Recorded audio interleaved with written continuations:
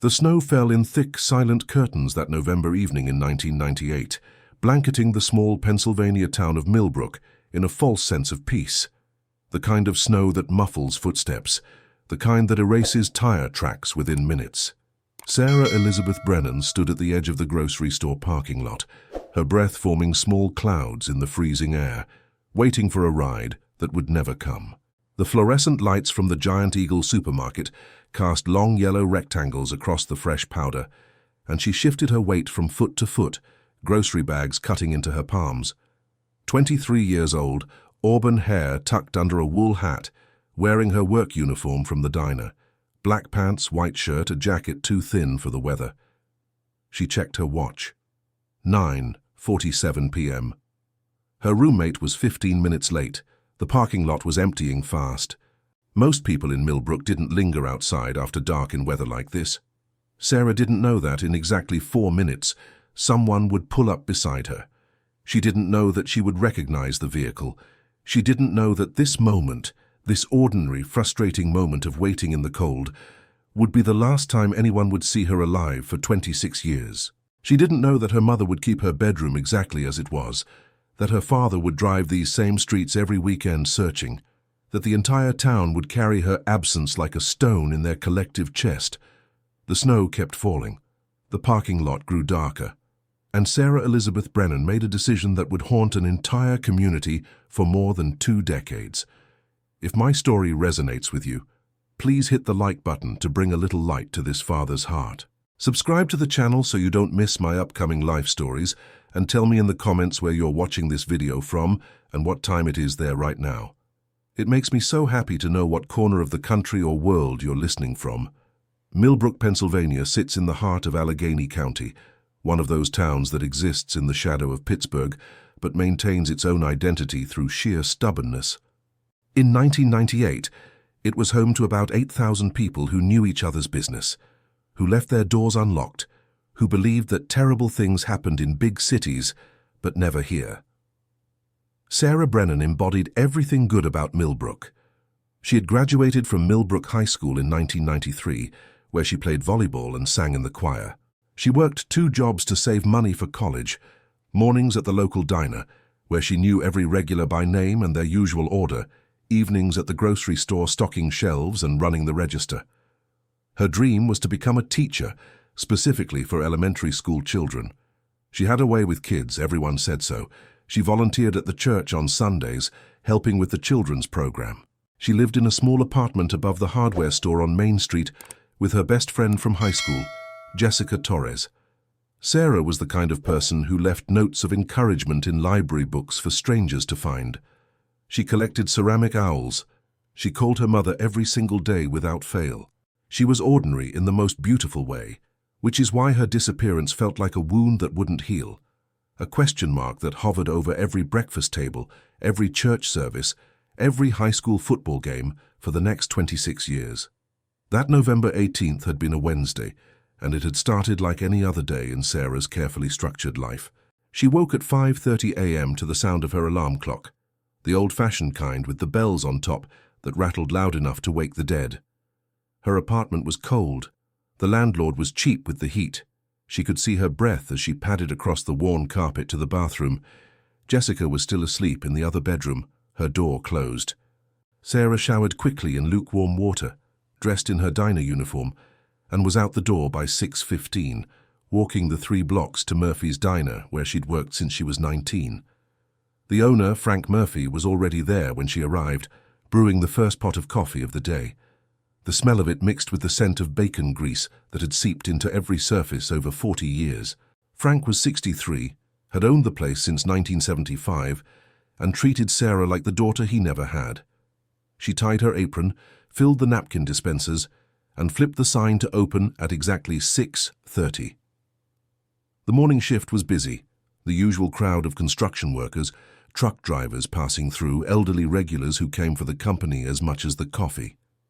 Sarah moved through it all with practiced ease, remembering who took cream, who wanted their eggs over easy, who was a good tipper and who wasn't. Around 11:30, she took her break in the back alley, eating a grilled cheese sandwich Frank had made for her, watching the clouds roll in from the west. It smelled like snow. She could feel it in the air, that particular dampness that promised a storm. She finished her shift at 2 p.m., walked home to change, and by 3:30 she was clocking in at the Giant Eagle for her evening shift. The grocery store was busier than usual because everyone had the same idea: stock up before the storm hit. Sarah worked the registers until 7 p.m., then moved to restocking when the crowd thinned out. She wheeled a cart loaded with canned goods down the aisles, methodically filling shelves, straightening products, checking dates on the older stock. The store had that late evening feeling. Fluorescent lights too bright, music playing softly overhead, the occasional announcement about a sale in aisle 4. She made small talk with co-workers, helped an elderly woman reach something on a high shelf, laughed at a joke from Dave, the stock boy who had a crush on her that everyone knew about except maybe Sarah herself. At 9:30, her shift supervisor, Margaret Chen, told her she could clock out early since the storm was getting worse. Sarah didn't argue. She gathered her things from her locker, pulled on her jacket, grabbed the grocery bags she'd filled during her break, milk, bread, eggs, cereal, and headed out the employee entrance into the back parking lot. She should have called Jessica then, but the payphone was all the way inside by the bathrooms and she was already outside, and Jessica had promised to pick her up at 9:45. It was only 15 minutes. She would wait. That decision, that small calculation of convenience over caution, would alter the trajectory of her entire existence.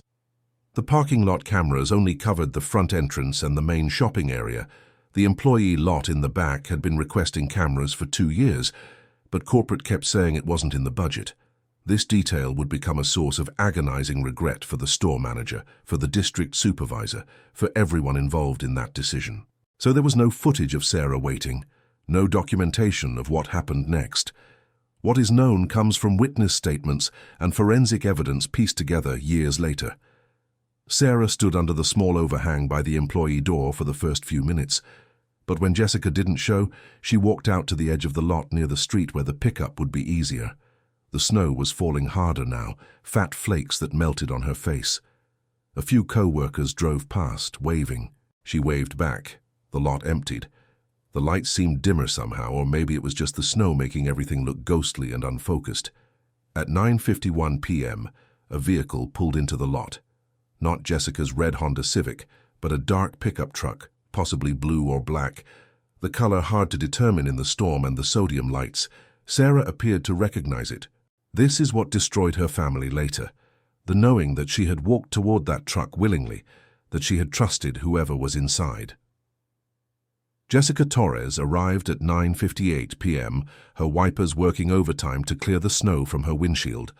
She pulled up to the employee entrance, expecting to see Sarah huddled under the overhang, maybe annoyed at being kept waiting, but Sarah wasn't there. Jessica circled the lot twice, anxiety beginning to prickle at the back of her neck. She parked and went inside, thinking maybe Sarah had waited in the break room. But the break room was empty, the lights off. Margaret Chen was still in the back office doing paperwork. Had she seen Sarah? Yes, about half an hour ago when she'd clocked out. Jessica felt the first real stab of fear then, though she couldn't have explained why. Sarah was responsible, predictable. She wouldn't just leave without calling. Jessica drove around the block, checked the convenience store next door, drove past Murphy's Diner even though it was closed for the night. Nothing. She went back to their apartment, hoping Sarah had somehow gotten another ride home, but the apartment was dark and empty. By 10:30, Jessica was calling Sarah's mother, Dorothy Brennan, her voice tight with worry. By 11:00, Sarah's father, Robert Brennan, was calling the Millbrook Police Department.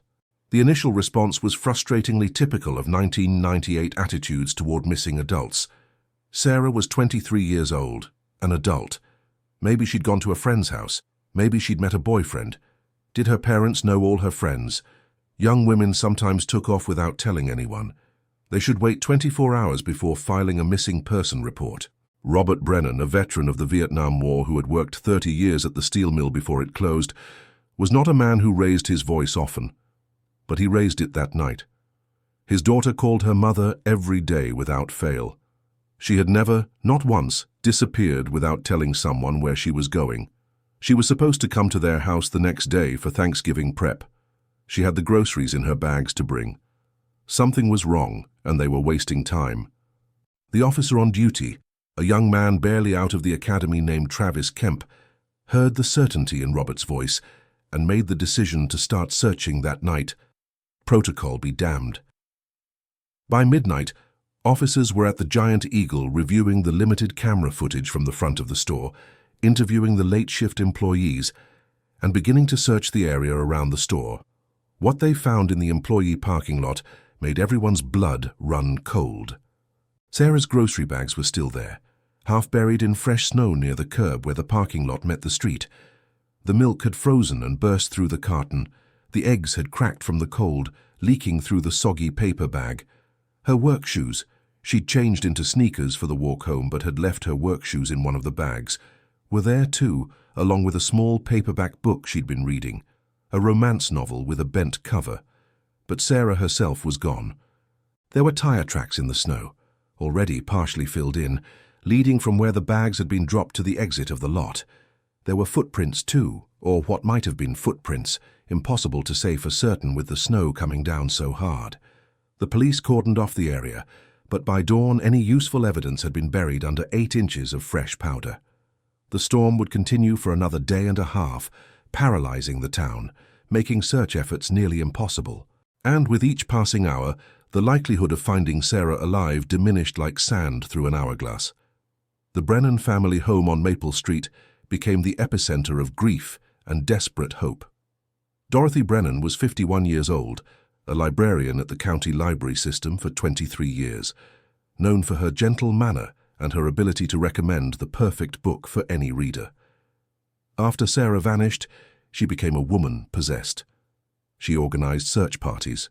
She made flyers, thousands of them with Sarah's senior photo and the details of her disappearance. She called every hospital within 100 miles. She contacted every police department in Pennsylvania. She refused to eat, refused to sleep, existing on coffee and terror. Robert threw himself into the physical search, walking miles of woods and back roads, checking abandoned buildings, diving into the frozen creek despite the cold that made his war injuries ache.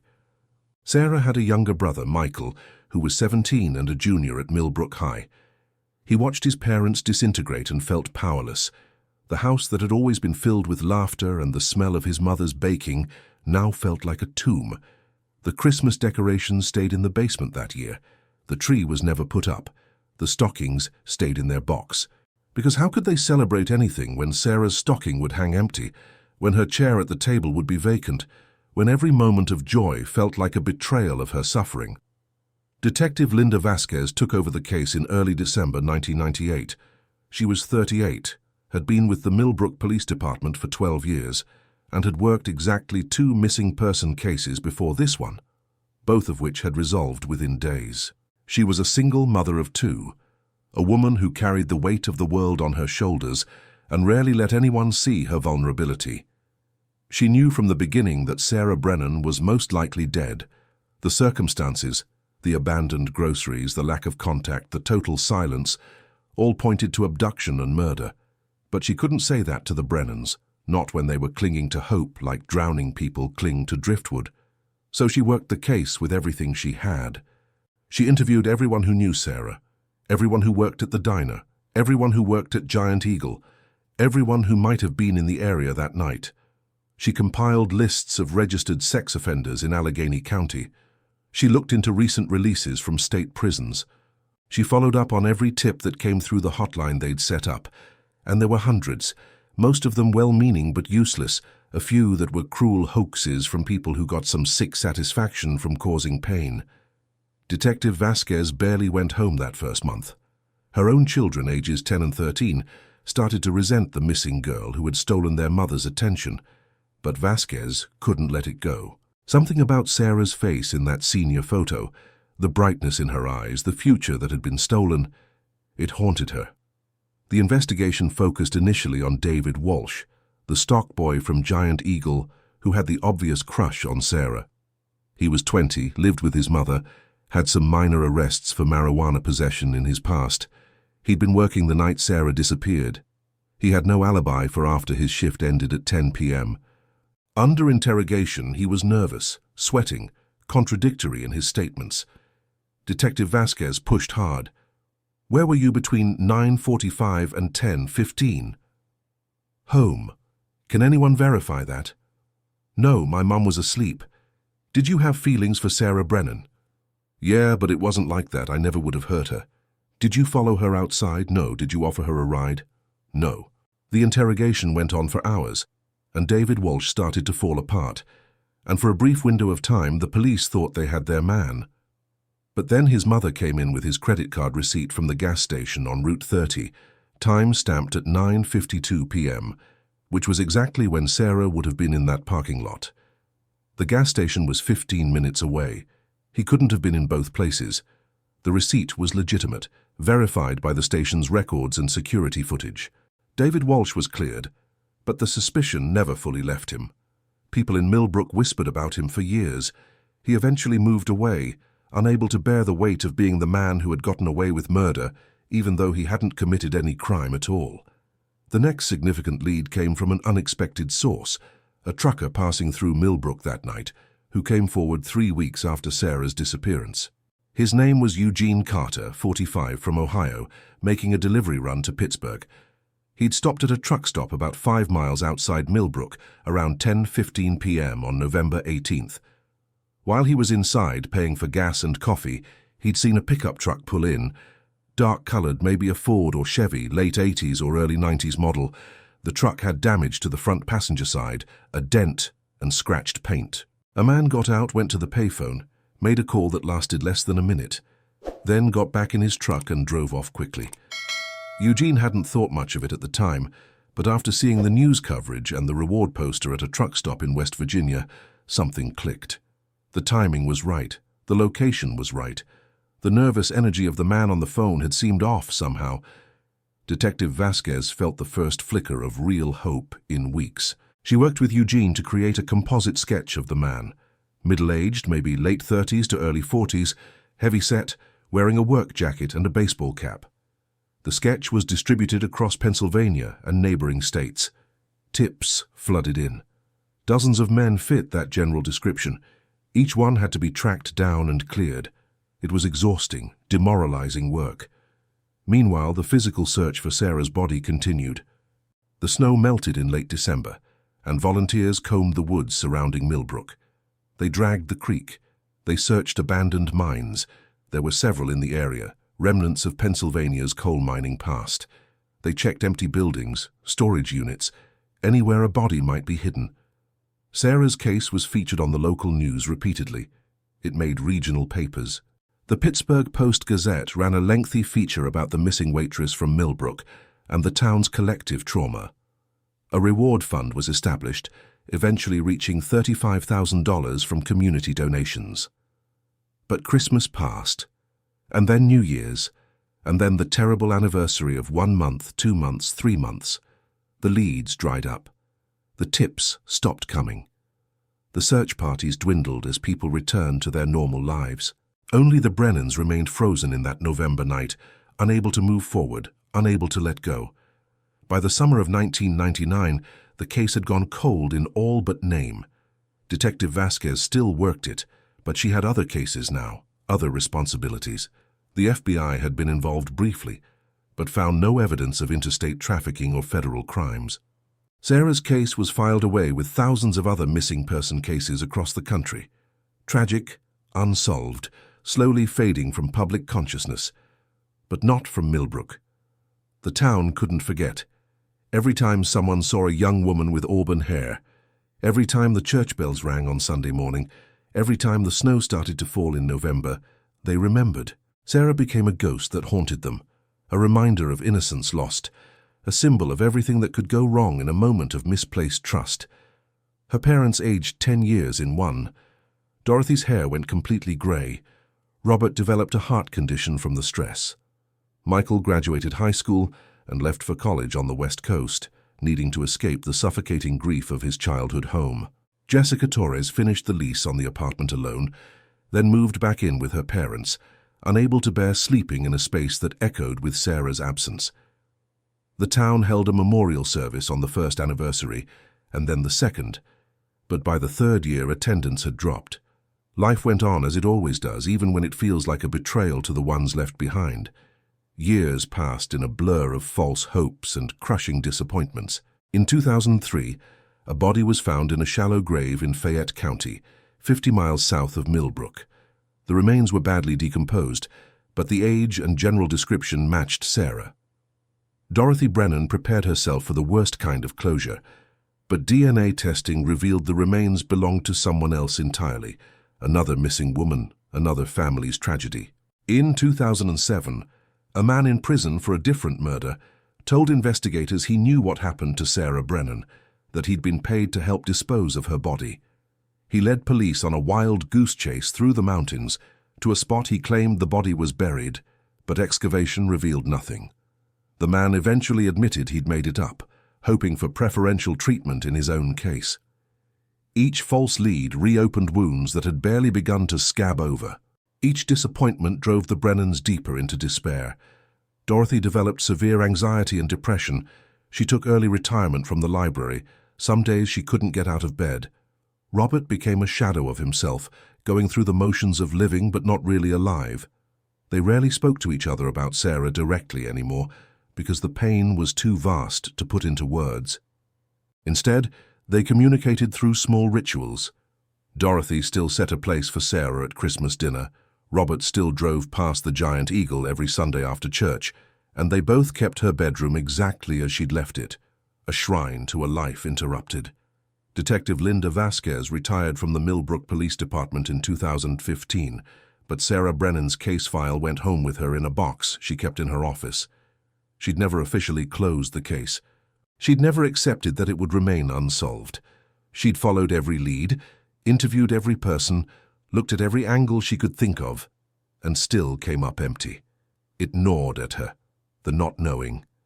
In retirement, she found herself pulling out that box more and more often, reviewing statements, looking for patterns she'd missed, hoping that with fresh eyes and the perspective of distance, something would click.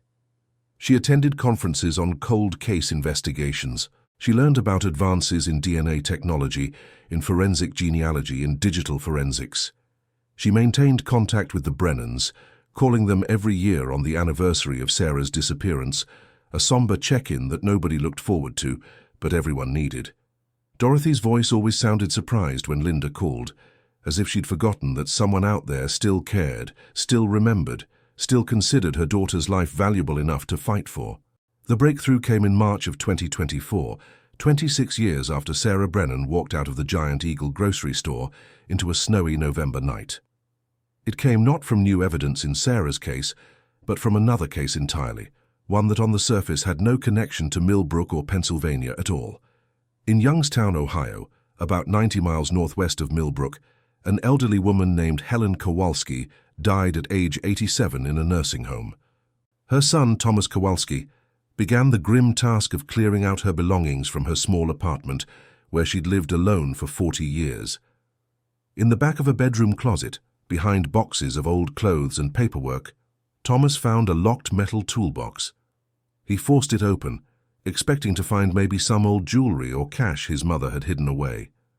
Instead, he found something that made him drop the box and immediately call the police.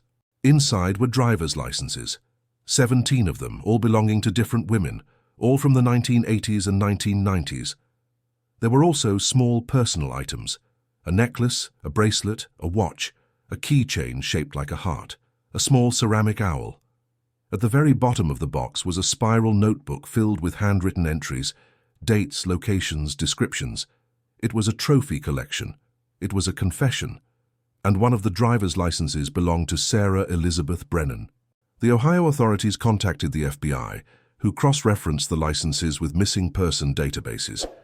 Of the 17 women, 11 had been reported missing between 1985 and 1998 across Pennsylvania, Ohio, and West Virginia. 6 others had never been reported missing at all, which raised terrifying questions about who they were and whether anyone had even noticed they were gone. The notebook contained enough detail to make any detective's skin crawl. The writer, presumably Helen Kowalski's husband, who had died in 2002, had documented what he'd done with methodical precision. Edward Kowalski, known as Eddie to his friends, had been a traveling appliance repairman. His work took him all over the tri-state area, and he'd used that mobility to hunt. The entries described how he'd selected his victims, always women alone, always at night, always in bad weather when visibility was poor.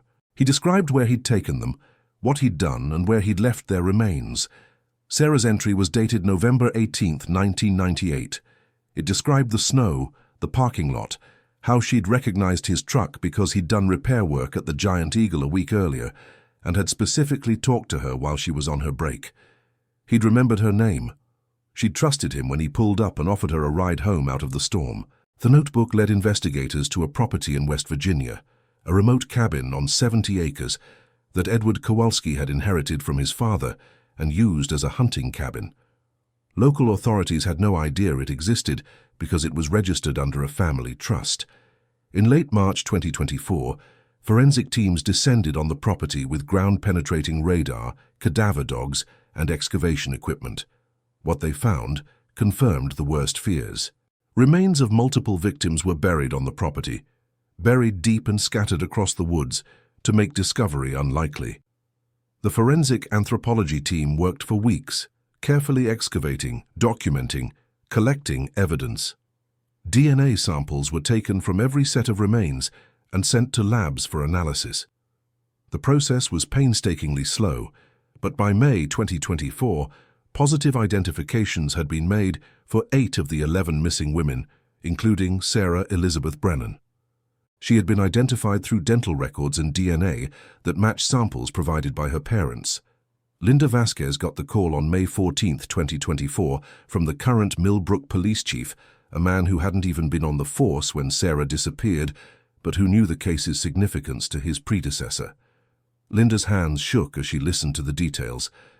After 26 years, they had answers. They had closure, of a sort.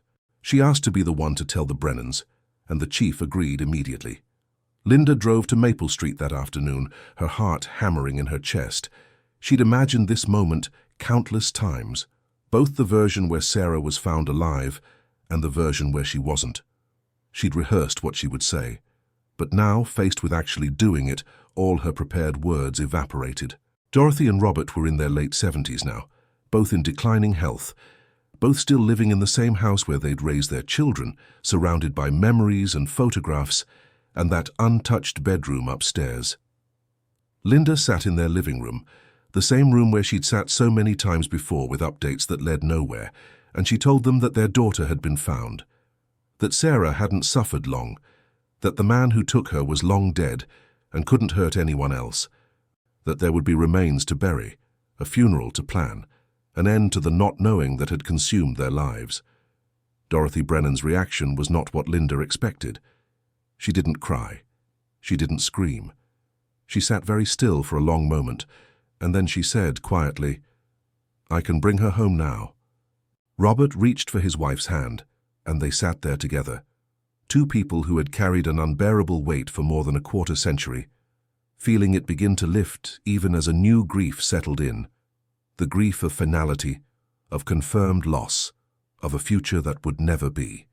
The funeral was held on June 2, 2024, at the same church where Sarah had volunteered all those years ago. The turnout was enormous. People who had moved away came back. The entire original search team attended. Jessica Torres flew in from California, where she'd built a life as a therapist specializing in trauma. David Walsh came, grayer and sadder, but wanting to pay his respects. Detective Vasquez gave a eulogy that she could barely get through without her voice breaking, and the Brennans finally were able to lay their daughter to rest in the Millbrook Cemetery under an oak tree with a headstone that read, "Sarah Elizabeth Brennan, 1975-1998, forever loved, never forgotten." But the story didn't end there, because Millbrook had changed in those 26 years. The case had shaped the town in ways both visible and invisible. The Giant Eagle had finally installed security cameras in the employee parking lot in 2001, after years of advocacy from Margaret Chen and the Workers' Union. The Millbrook Police Department had implemented new protocols for missing person cases, ensuring that cases like Sarah's would be treated with urgency from the first moment. The community had established a foundation in Sarah's name that provided support for families of missing persons and funded search and rescue operations across the county. Dorothy Brennan, in her darkest days, had found purpose in helping other families navigate the nightmare she knew too well. She'd never wanted other parents to feel as alone as she had felt. The foundation had helped locate 17 missing people over the years, bringing closure to families who might otherwise have been left in limbo indefinitely. The revelation about Edward Kowalski and the extent of his crimes sent shockwaves through Millbrook and the surrounding communities. Helen Kowalski, his widow, had died not knowing that police would find her husband's secret within days of her passing, or perhaps she had known all along and had kept his monstrous secret for decades.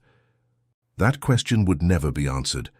The community struggled with complex emotions: relief that the killer was dead and couldn't hurt anyone else, anger that justice would never truly be served, horror at discovering that a murderer had lived among them, had repaired their appliances, had smiled and made small talk while harboring such darkness.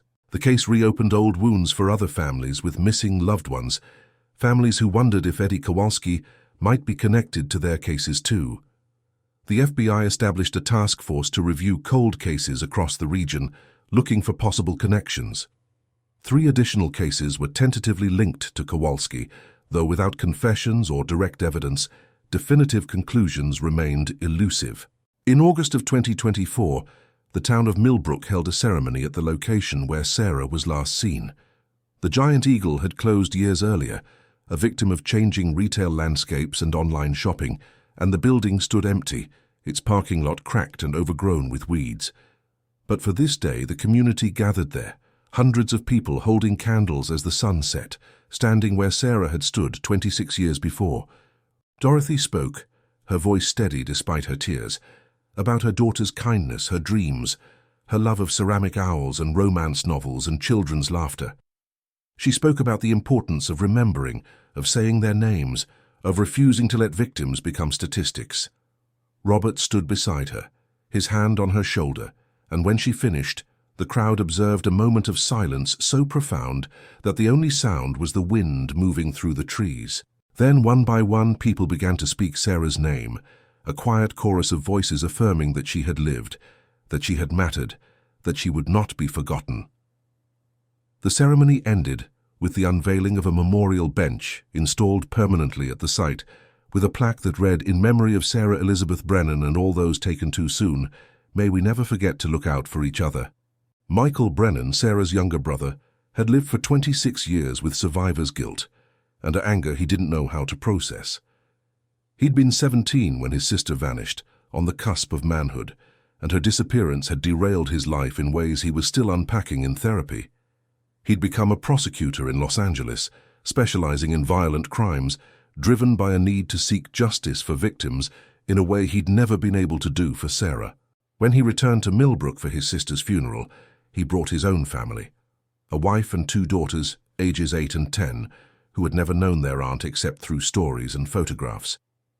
He took them to Sarah's grave, showed them the memorial bench, and told them about the young woman who had wanted to be a teacher, who had collected ceramic owls, who had called her mother every single day.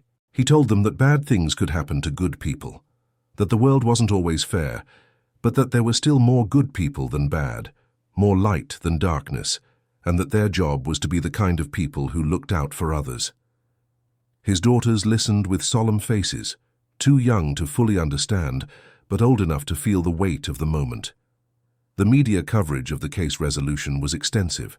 National news outlets picked up the story of the cold case solved after more than 2 decades, of the serial killer who had evaded detection for years, of the family who never gave up hope.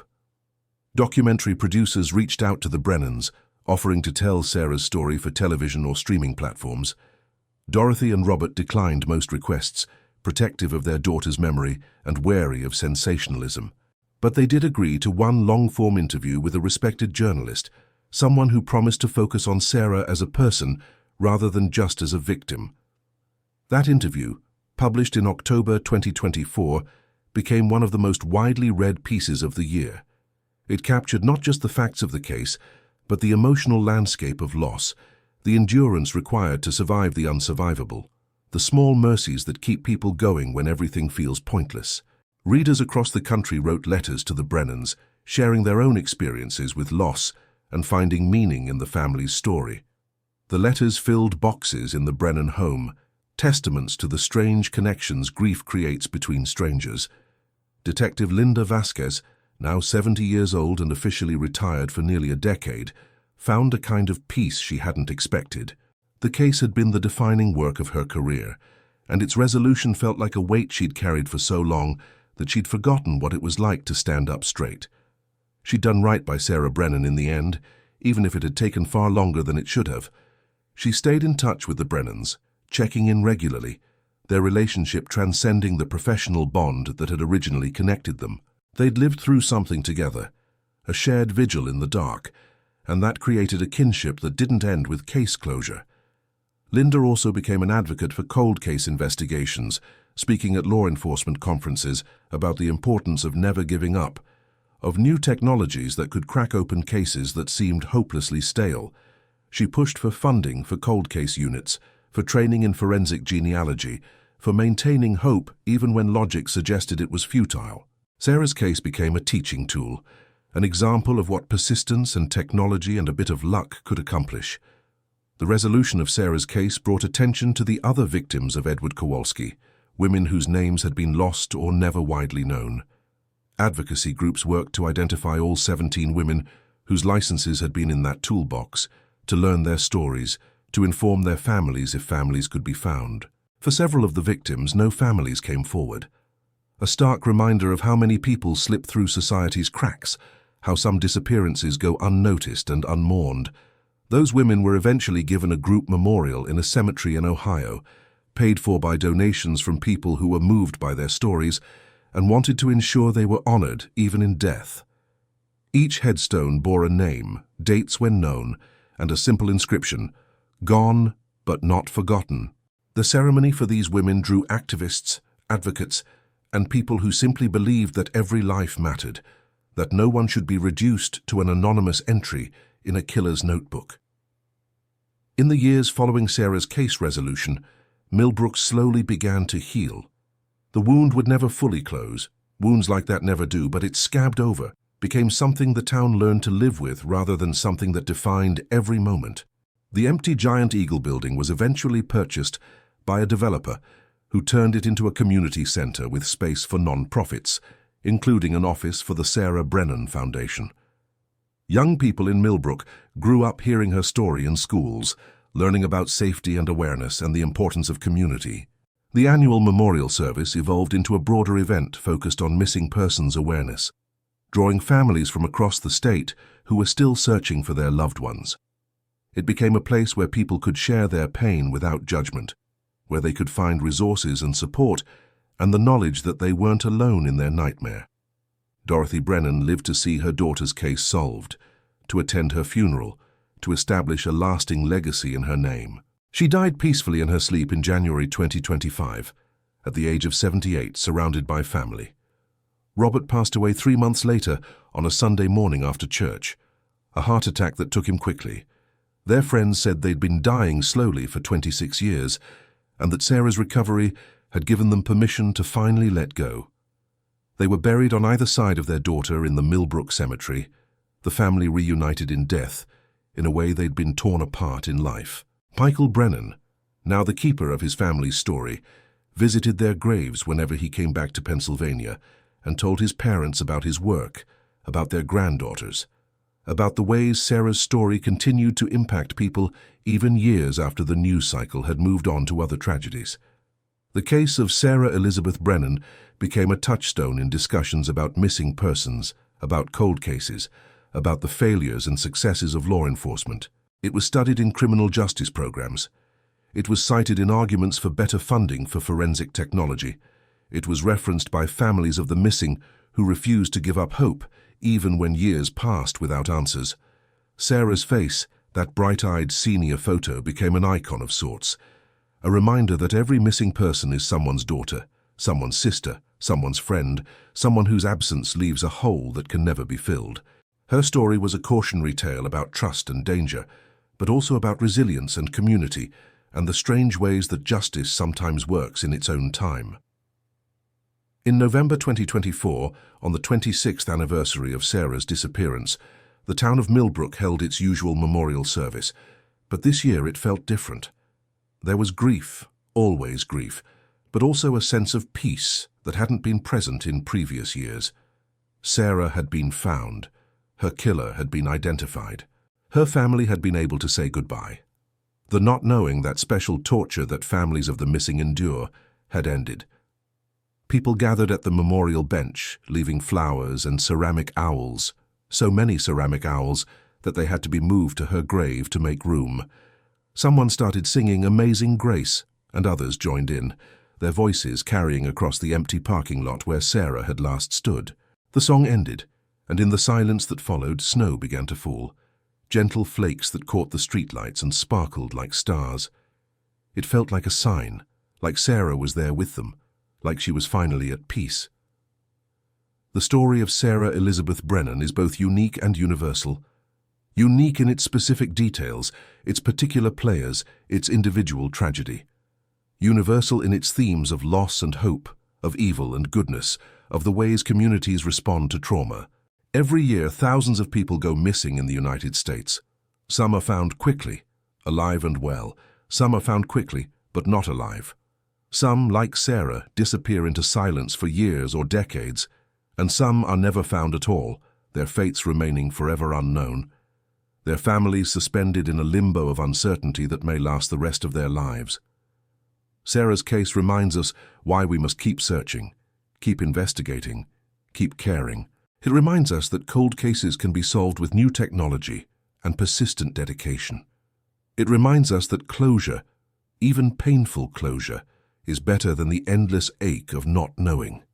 And it reminds us to look out for each other, to notice when someone is vulnerable, to offer help to the young woman waiting in the snow.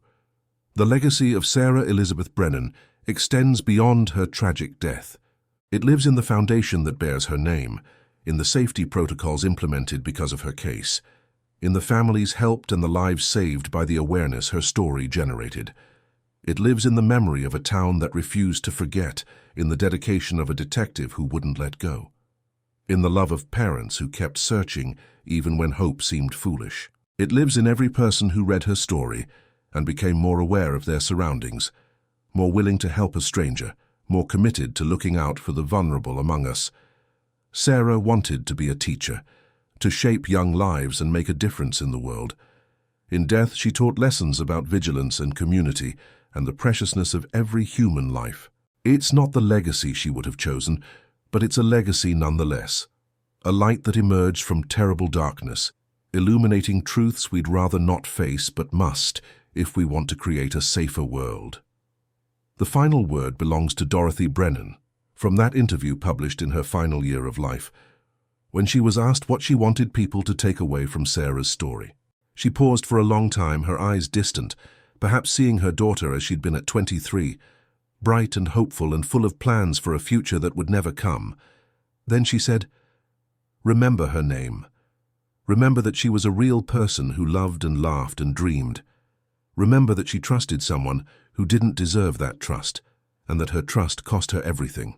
Remember to be the kind of person who looks out for others, who offers help without expecting anything in return, who creates light instead of darkness. And if you know someone who's missing, if you're waiting for someone who never came home, don't stop looking. Don't stop hoping. Don't let anyone tell you that your loved one doesn't matter or that too much time has passed. Because somewhere, somehow, there might still be answers waiting to be found. There might still be a chance to bring them home. In the end, that's what the case of Sarah Elizabeth Brennan teaches us, that we must never stop fighting for the missing, never stop seeking justice for the victims, never stop believing that truth will eventually emerge from even the deepest darkness. Her story, painful as it is, stands as a testament to the enduring power of love, the importance of community, and the possibility of finding answers even when they seem impossibly distant. Sarah Elizabeth Brennan, waitress and aspiring teacher, daughter and sister and friend, collector of ceramic owls and believer in happily ever afters, deserved better than the fate she received. But her memory, her legacy, and the lessons learned from her tragedy ensure that she will never truly be gone. She lives on in every person who heard her story and chose to be a little more careful, a little more kind, a little more committed to watching out for others. And perhaps that's the only meaning we can wrest from senseless tragedy, the determination to honor the lost by becoming better, more vigilant, more compassionate versions of ourselves. Sarah's light was extinguished far too soon, but the lights she inspired others to kindle continue to burn, illuminating the path forward for a world that desperately needs more light and less darkness.